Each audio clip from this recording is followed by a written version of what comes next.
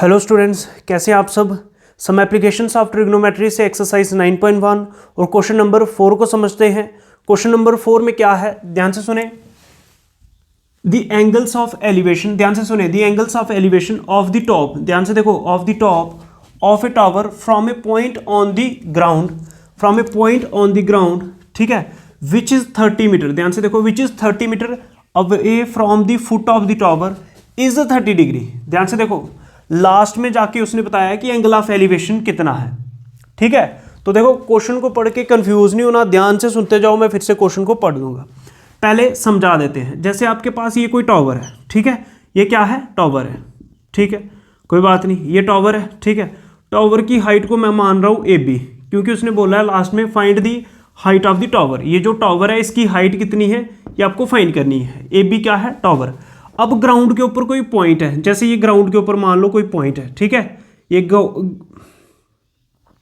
Ground के ऊपर कोई पॉइंट है, जैसे मैं इसको C मान देता हूँ, ठीक है। अब ग्राउंड के ऊपर जो पॉइंट है ना C, ठीक है, ये जो टावर का फुट है, टावर का फुट तो यहाँ पे होगा, ये पॉइंट इससे 30 मीटर की दूरी पे है, ठीक है, ये आ गया 30 मीटर की दूरी पे, ये पॉइंट है C ग्राउंड के ऊपर, ठीक है।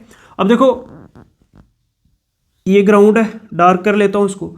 अब ये जो ग्राउंड के ऊपर पॉइंट है, इस पॉइंट से और ये जो टावर का टॉप है, टावर का टॉप है ये, ठीक है, ग्राउंड के ऊपर जो पॉइंट C है और टावर का जो टॉप पॉइंट है जिसको मैं A लिखा है, ठीक है, यहां से एंगल ऑफ एलिवेशन बन रहा है यहां पे, और वो एंगल ऑफ एलिवेशन बन रहा है 30 डिग्री का। क्या ये बात समझ में आई? बोलो, बात समझ में आई, ठीक है। फिर से पढ़ देते हैं, ध्यान से सुने। द एंगल ऑफ एलिवेशन, इसकी बात कर रहा है, यहां पे जो एंगल ऑफ एलिवेशन बनेगा कहां से, of the top of a tower, top of a tower, ये टावर है, टावर का टॉप कहां पे, ये, ठीक है, from the point on the ground, ठीक है, और वो पॉइंट कहां पे है, ग्राउंड के ऊपर, ठीक है, इस पॉइंट से, ठीक है, विच इज 30 मीटर, ध्यान से देखो, which is 30 metre away from the foot of the tower. ये जो पॉइंट है ना, ये ग्राउंड टावर के फुट से, टावर ये है, टावर का फुट ये है, और ये पॉइंट इससे बोल रहा है 30 मीटर की दूरी पे है, ठीक है, away from the foot of the tower is 30 degree. अब जाके उसने बताया कि ये एंगल 30 डिग्री है। बात समझ में आई। लास्ट में find the height of the tower, इस टावर की हाइट फाइंड करो। अब ध्यान से देखो, हम क्या करेंगे, सबसे पहले हम लिखेंगे गिवन,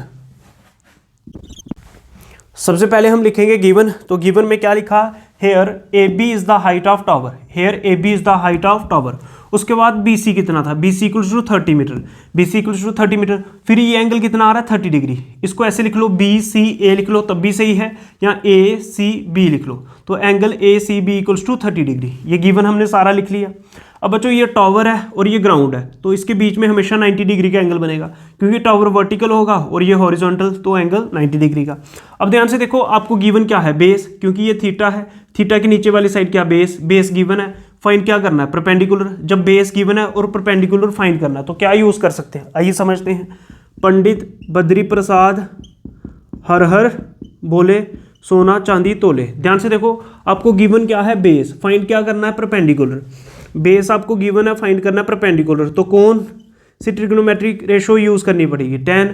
तो आइए tan को यूज करें, क्या लिखेंगे, in right angled triangle. Right angle triangle कौन सा है, ABC, ठीक है, right angle triangle ABC।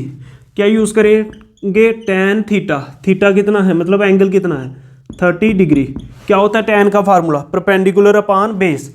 Perpendicular कितना है, AB अपान बेस, बेस कितना है बच्चों, BC, समझ में आ रही बात, BC। tan 30 डिग्री पे 1/√3, समझ में आ रही बात।